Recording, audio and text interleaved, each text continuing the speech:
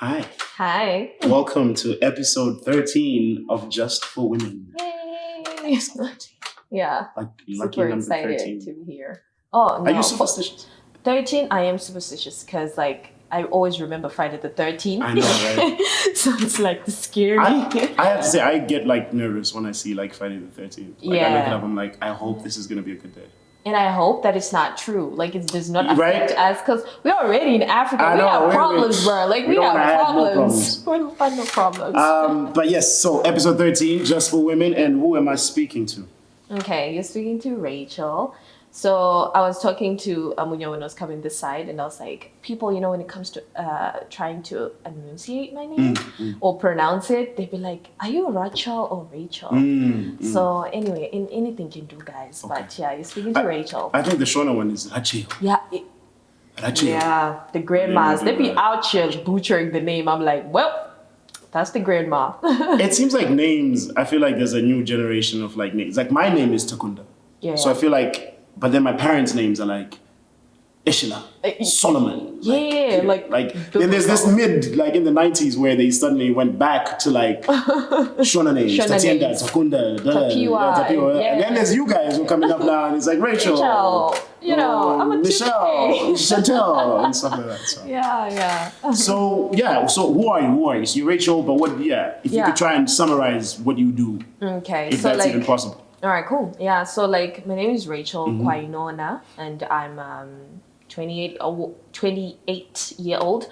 I recently turned 28 last week. That was my birthday, so Leo things. Happy birthday. So thank you very much. And I'm a singer-songwriter, and I'm also a journalist, practicing journalist actually. And I'm also a founder for an organization called Loud Silence, where we look at mental health and mental well-being in young women and girls between the ages of 16 and 30 or 35, according to the Zimbabwean Constitution. So, yeah. Right.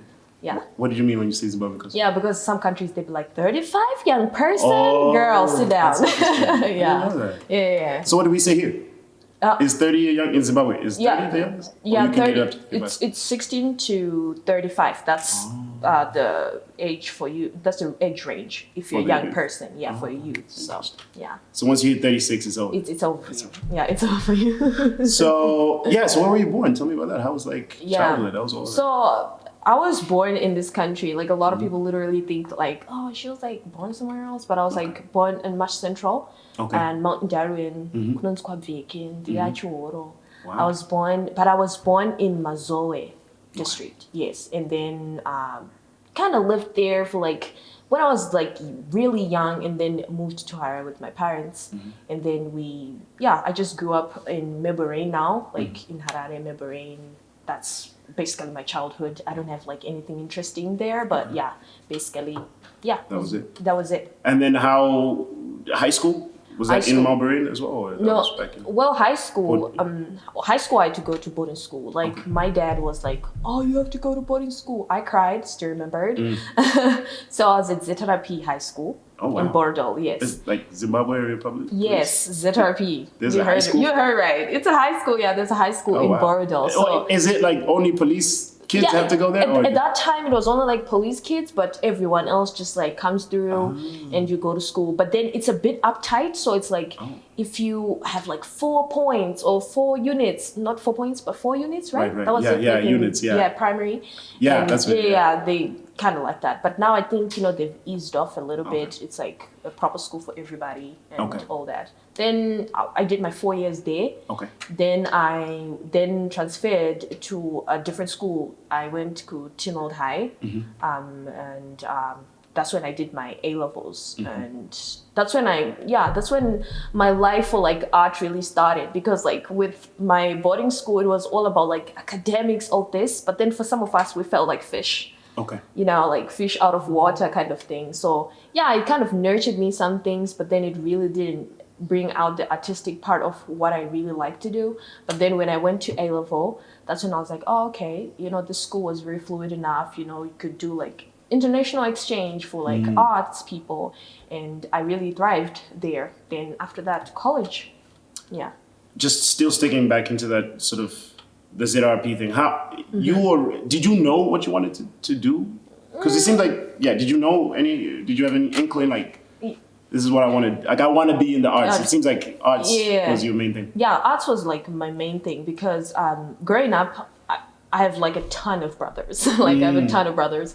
And my brother, Gayston, he used to always like put me on when it comes to music. At first, I literally thought I was going to become a rapper because he loved hip hop so much. Okay. And he would give me like Lil Wayne verses and it's like, you have to sing that. So I would just be like out here writing lyrics and all this.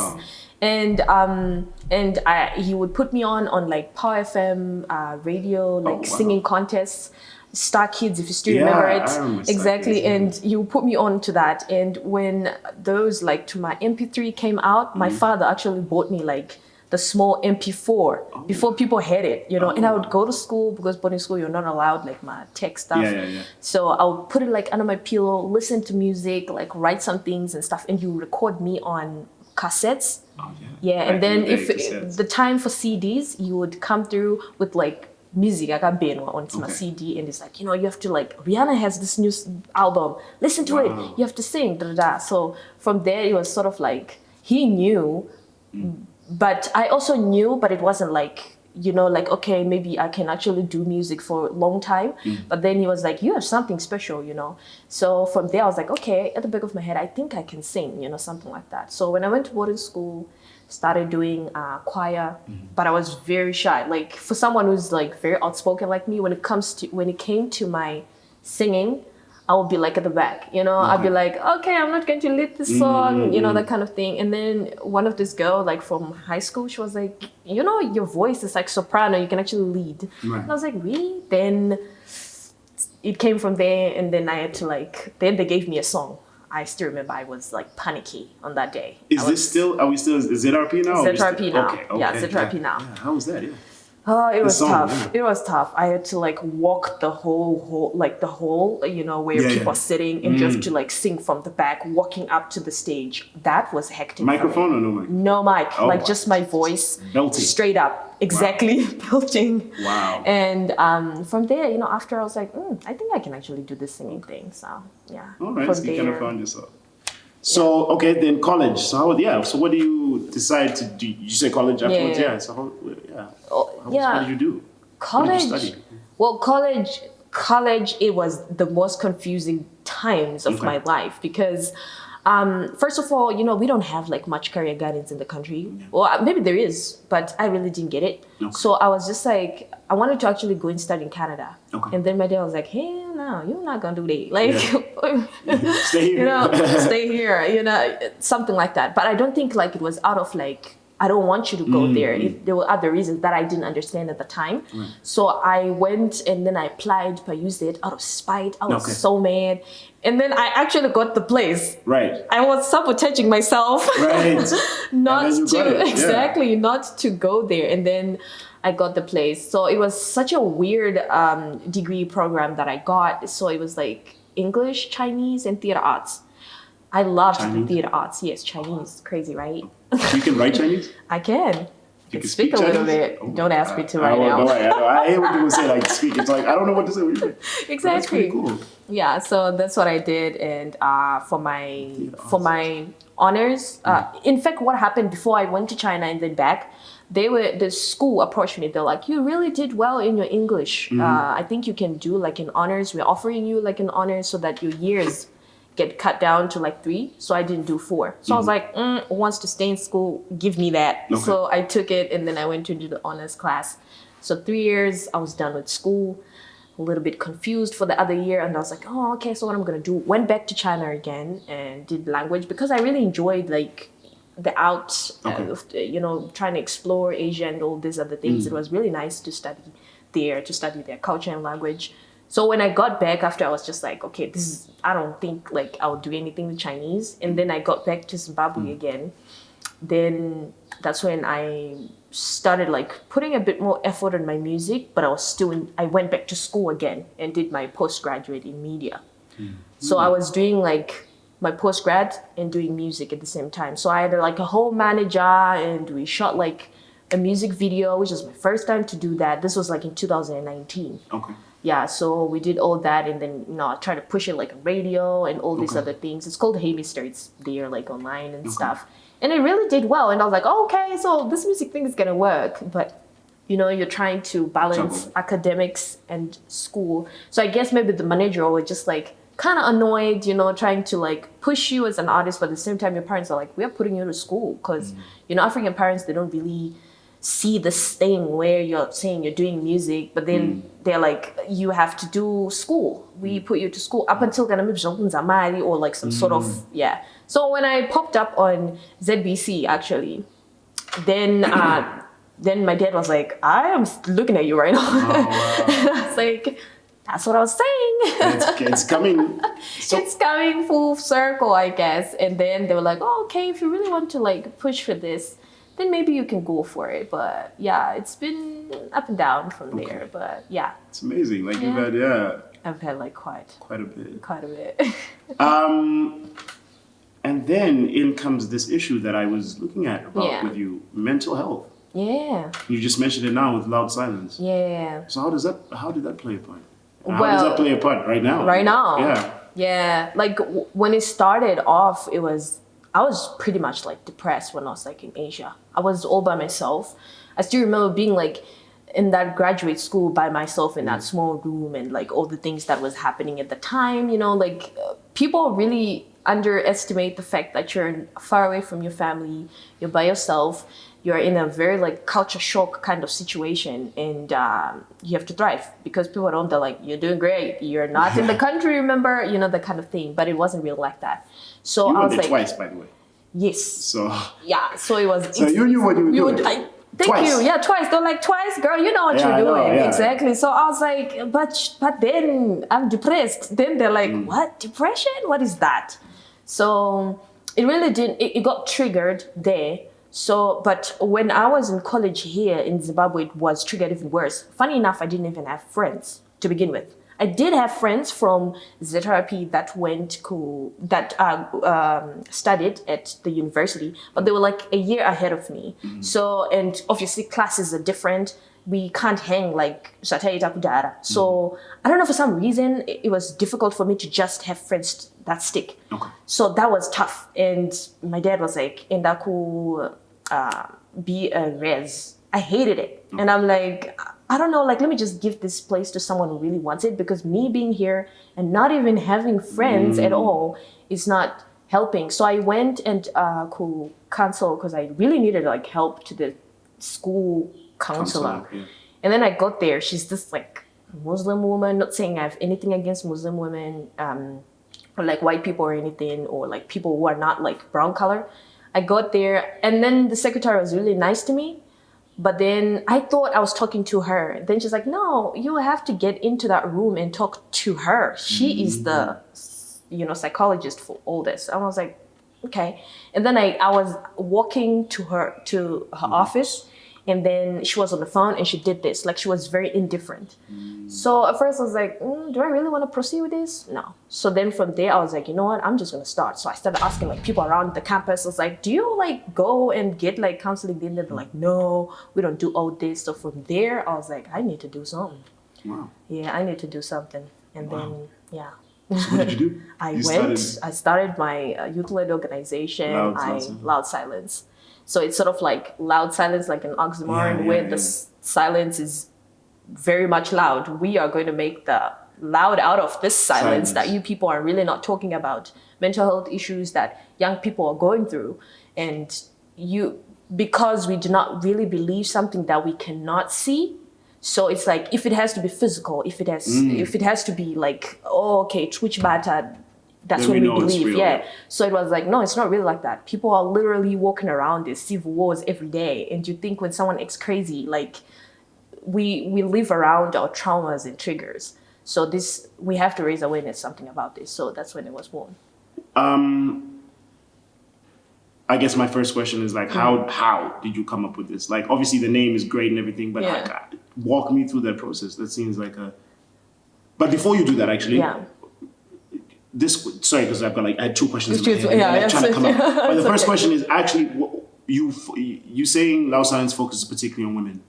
Now it is kind of like that. We have tried to narrow it down to women and girls, because initially when we started, like in 2019, because I came in from Asia, I was like fire, I have to like do this, that kind of thing.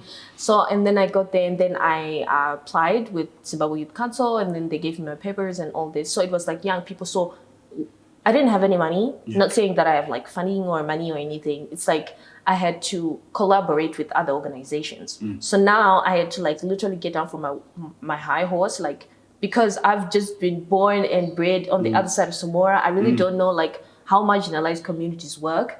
So I had an opportunity to actually work with other organizations, getting into spaces where people are really affected, like where people don't have like what we take as trivial, So it was like, okay, now I'm working with like this organization. So from there, it was like young people, because you get to like work with like young men as well, trying to create like events for them, trying to like really understand where they're coming from and all these problems that they're facing from on a daily basis. Because, people really think like even having a phone, it's like, oh, everyone has a phone, that kind of thing. It's not really like that, And when people talk about, internet, like I can buy myself data, it's not like that for another person. So now you tend to see like all these other problems, and you tend to see like what other people have been doing and what you can do as well, even if you are youth-led and you try to help that and put like more help and action towards those kind of issues. So it was like a can of worms, but at the same time, we really did our best to try and just like get in there and help, assist, and I really enjoyed myself. Like I didn't know I had like even to put my art to even use it as a like a tool, like a therapy as well, because I'm also like a painter. I draw and stuff. I was like, you didn't mention artists in your intro. You didn't mention artists in your intro. So it was something that was like, okay, I'm going to channel this and assist someone. If they're not able to talk, then maybe if I sing or if I make them paint, they will be able to talk. So from there, it was like gold. What's going on with our generation, Rachel? Like, why are we struggling so much right now? Is it?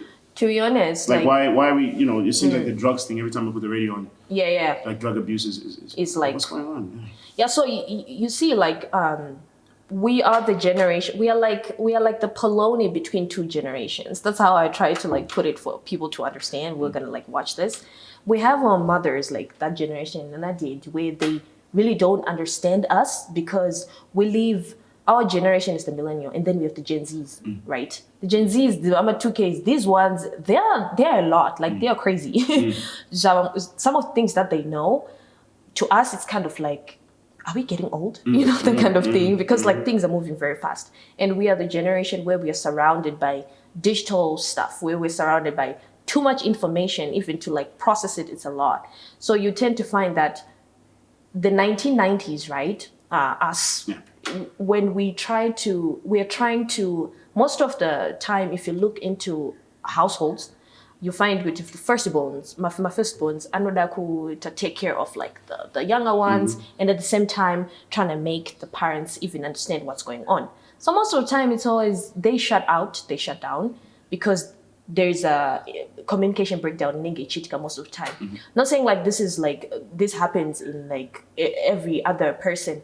There are triggers. We live around our triggers. We have social media in the mix as well. So you find that, okay, you're trying to, trying to make it, and then you have the economy on your neck, stepping on your neck, left, right, and center. You have that as well. So you find, Kuti, all these things will come at you like in one pile. And then you have traumas.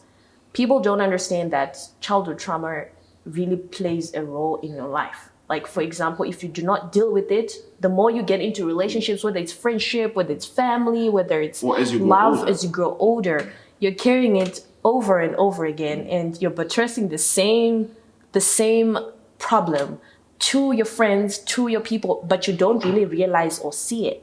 And it's even worse now, because now we have like suicides, akawanda, pitika, and all this. Because initially in Africa, or Zimbabwe, let's put it back in our context. We don't talk about mental health because we don't believe in it. We don't know what it is. We believe that's when you'll be like, oh, okay, something is off here. But then when someone is saying that they're depressed, when someone is saying like, okay, I'm experiencing some bipolar or something, we don't have people to diagnose that. There's little money that gets into the budget, issues to do with mental wellness or well-being for young people in the country from the government itself. Then you have like my civil society's organization who are trying by their means best to assist and all this, but then you still have your own government again trying to come in and saying, okay, these are Western countries trying to get in, let's stop this funding, let's stop all this. So there's like so many issues that are surrounding us as young people. I've just tried to touch on what I could think of right now, but I feel like there's a lot. There's social media, and social media really has propelled so many suicides and depression and all this, and the economy. I can't even start with that again. Like it's terrible. It's like out of this world. So then in you come now with art and music. Explain to me how you feel that helps with mental health. So, or how you tackle that. So I know is it a difficult question? No, it's not. It's just because I know about art therapy, and I think art therapy is a very I did drama therapy. So it was more, creating scenarios and presenting those scenarios to people. Whether they see. I mean, the whole point for drama therapy, I trained as an actor, was for them to see it and be like, oh wow, like this is how I act, like this is how it happens, like like that sort of real live one-to-one. I'm wondering now about art and music, which I know you're very passionate about. How does that play a part, do you feel? Like well, with like what you're saying, like it's just a form of people to express themselves, because I was really concerned on people, for them to express themselves, because I'm a very outspoken person. I can describe a lift for you, okay, not tooting my own horn, but I'm saying like I can actually describe it, but having a lot of me's, it's not a real thing. Like I just very outspoken enough to be like, okay, I'm hurt, and try to express how I'm feeling to a lot of people. And mostly girls or women, they know how to kind of express themselves because, culture-wise, where people like talk and all this, so it's easier for us. But then when it comes to men, sometimes it's a whole different ballgame, because culturally you're told, shut up, be a man, don't cry. Don't cry, things like that. So having that cultural ideology being stuck in our brains and being told, you're not going to be able to speak, sweetie, you are a man, be there for your woman, all this. So you find even abuses start to happen as well, because men are not able to talk and all this. They can't control. So I was like, okay, what else they come together and be like, okay, it's not really like a gender war thing. It's like people come together and be like, okay, we're going to use music and art. You could be men, you could be a young boy, old. We can just come together, make music, and because some people can express how they feel through something, through a sculpture, through painting, colors, all these other things. So now we work with like my counselors who are able to tell how a person feels through colors, because you are able to just express yourself even if you don't talk. And then if you need help, people are like, okay, this person needs help, and then it'll be like in a private session, something like that. So art is very fluid. Art is very fluid and flexible, and it helps people to just come together and really like express themselves. So I walk into your art therapy session. What do I expect? So I walk in there, I'm feeling obviously in my head, feeling depressed. So I get there, so there's like what do you tell me to do? You just give me a pen and a paper and you're like, okay, go ahead. Or do you tell me what I need to draw? Like, how does that work? I don't necessarily tell you how to draw, because a lot of people, they'll be like, therapy, you want me to be like a Picasso? Not really. What we tend to do is like you come through, and then we give you like canvas and paint.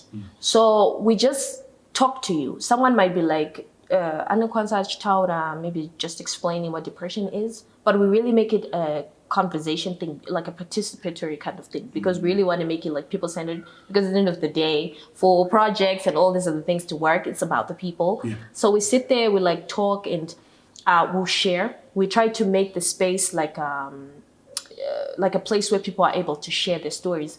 But if you're not comfortable, we're not saying like, oh, you have to share a story because the other person has shared the story, but we are trying to create like an environment, like an atmosphere where someone is able to paint and be like, yo guys, so Njola's been like playing, you know, that kind of thing.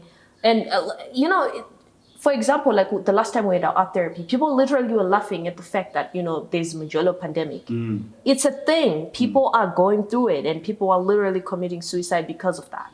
So it's another factor that's really like driving us insane, you know. So for people to actually take that as something that's like funny, or it's really not, it's something that we have to really be worried about. So that's what we do. And you just paint. If you want to use, we have different like materials that you can use, pen, pencil, but we have different exercises because sometimes we want to use like pen for you to like sketch out how you feel, or we just use straight pen, you know, just like have fun. It's not like too uptight. We don't like it to make it too uptight. I'll definitely have to pay it a visit then. Yeah, sure. And then on the music side, first of all, congratulations, obviously, on your new EP. Thank you. I've been listening to it for the past few days actually, and again, it just struck me how personal it is. It's very. It feels very personal. Like it's probably relationship, I guess, gone wrong, or ex out there. But how was that process of trying to write? I guess did you take it as a therapy session for yourself, the EP, or? I did take it as a therapy because I was in a relationship like with someone for like over 10 years. Crazy, right? Yeah, crazy. So before you get into that, let's just quickly, so where can we find your music for the people? It is on YouTube, right? Under SoundCloud, and the new platform called Audiocast for Zimbabwe.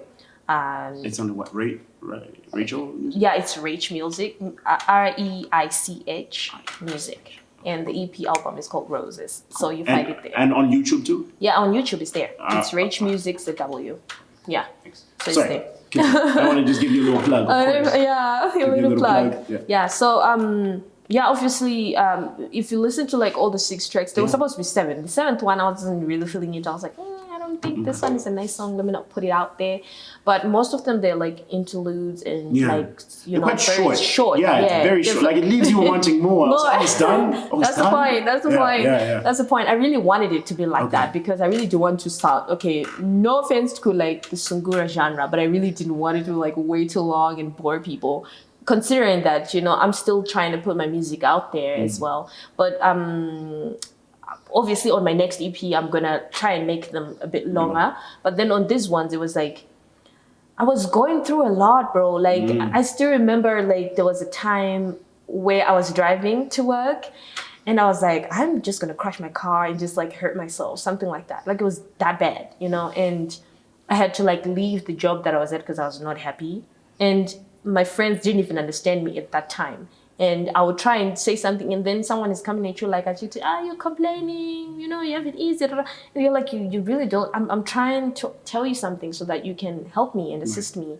But then you're out here trying to judge me and shut me out. So it was a tough 1 month, and it was in August, my birthday month. Yeah, so it was like, what's really going on? So I had to like sit down, write my music. So I would go. I was broke. I didn't have a job. But I had to make sure, like, I had to, like, write this music. So I would go. And then at that time, the producer of mine, he left the country. So I had to look for a different one. And we had a vibe and stuff. And then, we started, like, shooting. So I would go there the whole day. I would just be, like, writing. And it's like, Rachel, just write how you feel. I would be, like, crying in there, like, hurt my feelings. You know, kind of pour it all out. Pour it all out there. And I did that, and I was like, okay, I think maybe this is gonna work for people. So that's exactly what I did. So if you're listening and you broke my heart, you were in that album. How do you feel now when you listen to it? Like after the incident, when you listen to it now, do you listen to it? Do you struggle to listen to it? I struggle listening to my own music. That's interesting. Yes, I struggle listening to my own music. I cringe at listening to my own music. I think it's like a thing with artists where you feel like people are playing you like, do you think I sing? You know, that kind of thing. Like questioning yourself. Yeah, questioning yourself. So it's like, I do sometimes, but I don't. But sometimes my boyfriend is the one who's like blasting it in the car or like in the house, and I'm like, please don't do that. Please don't do that. You know, that kind of thing. But I do not really like listen, but yeah.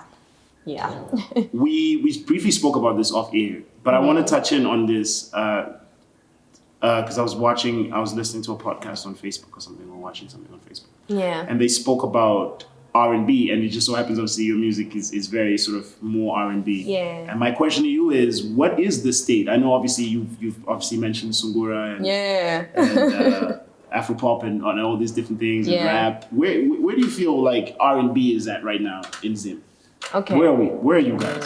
We are like at the bottom. We're like at the pits, to be honest. I think, this might sound very problematic because you have Takura, right? And he's also hip hop and this kind of R&B. To me, I see him as the R&B king. Like, I love his music. I'm inspired by him. You know, I would want a song with him. I kind of shoot my shot on Twitter this other time, and he was like, cool. Okay. So it's something that I really watch this, I guess. Okay. Yeah, you know, I'm like, please just remember our collaboration.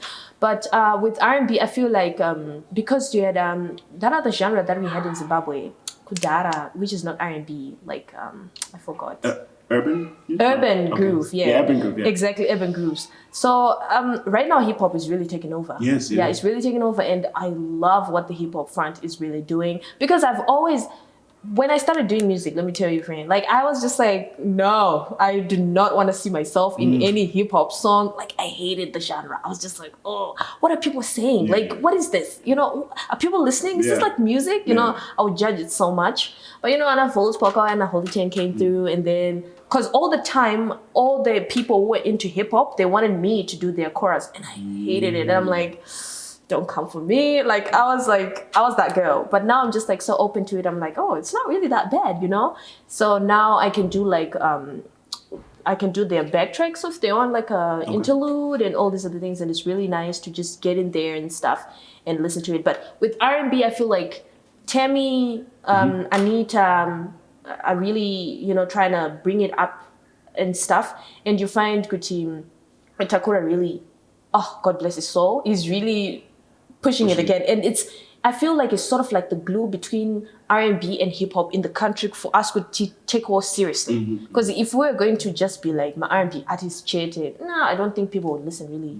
Yeah, because they'd be just like, oh, you Americanized people some other time because you have Zim dancehall, you have like Sungura, you have hip hop, and then R&B.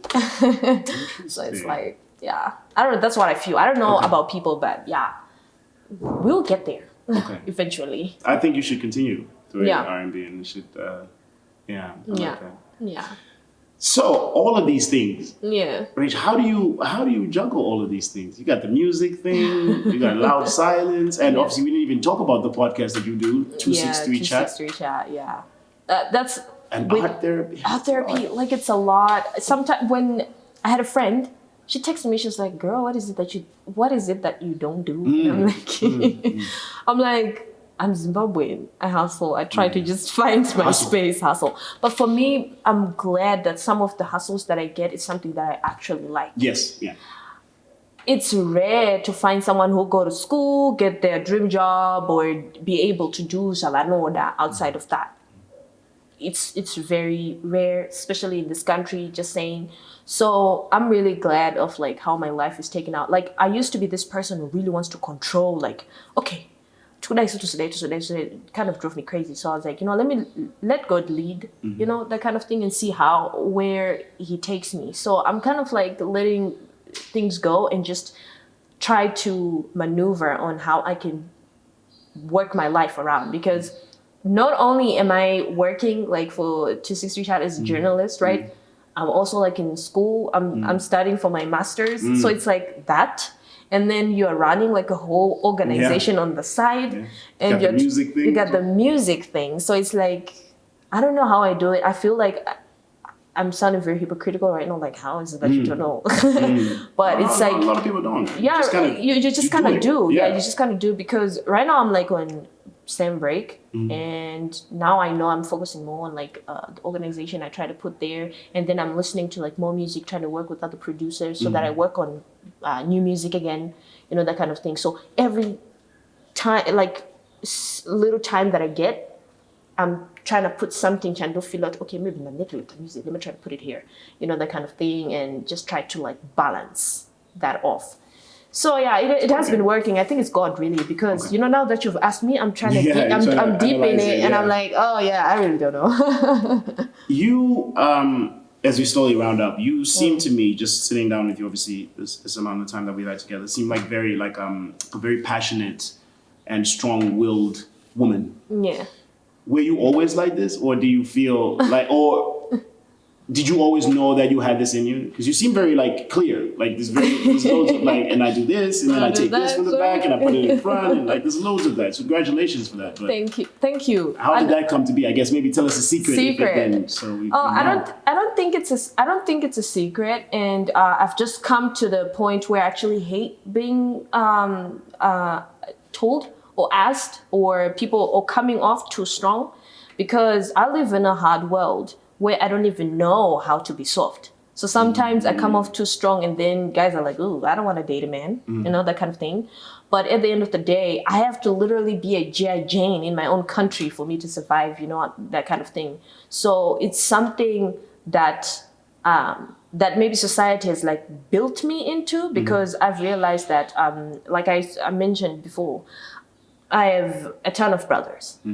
From home, your voice is not going to be heard, sweetie. And when you're going to go like in schools and all these other things. So when my life took place, obviously I had experienced some sort of trauma and some sort of like distasteful kind of experiences. So in my brain, I was like, I don't want to be that girl. I don't want to go through that again. Neither do I want to see another girl go through that. So now I sound like a crazy feminist and, you know, that kind of thing. Not saying like being a feminist is like wrong or anything, but then it comes off like I have to be strong for myself and also for other girls. I do have like my little sisters, and I'm always like, no, do not touch them, like Spartan, that kind of thing.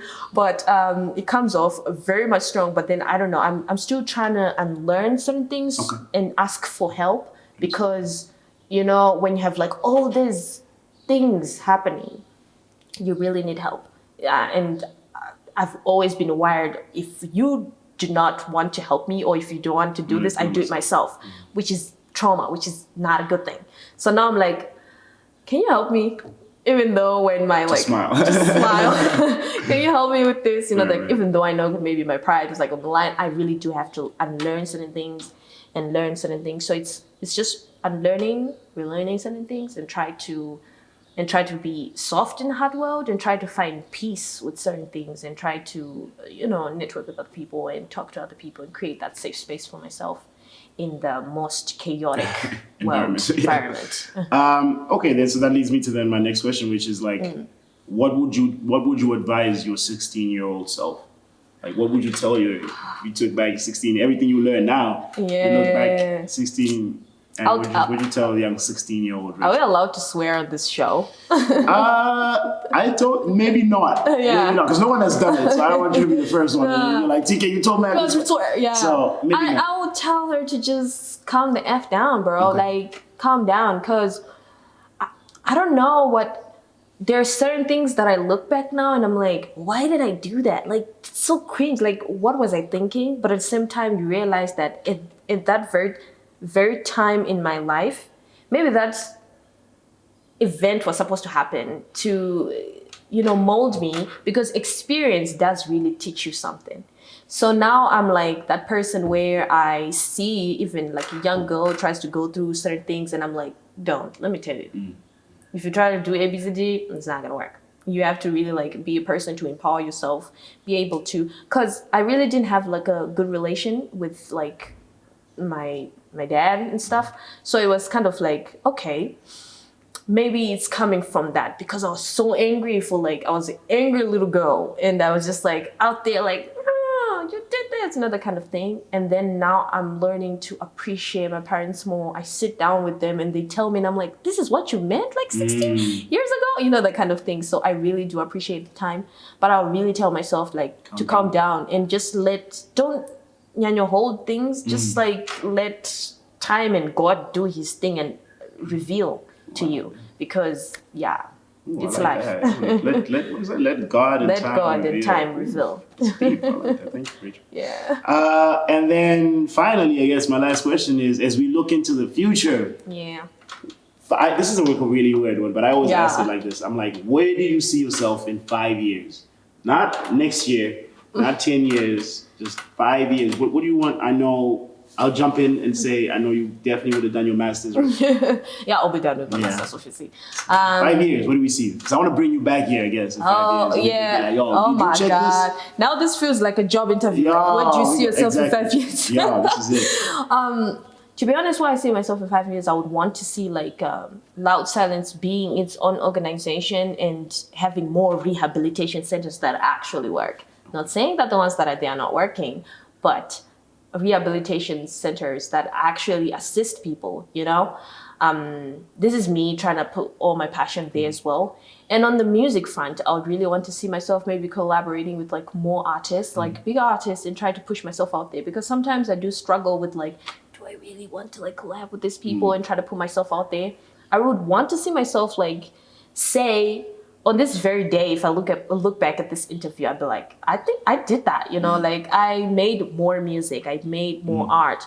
I was at a point in my life where I thought like making music was all about make music that has to be viral, make music that people have to like know. Now I'm enjoying the process. I'm like, okay, let me write this music and actually enjoy performing it, make people listen to it. If they hear something there, great, you know?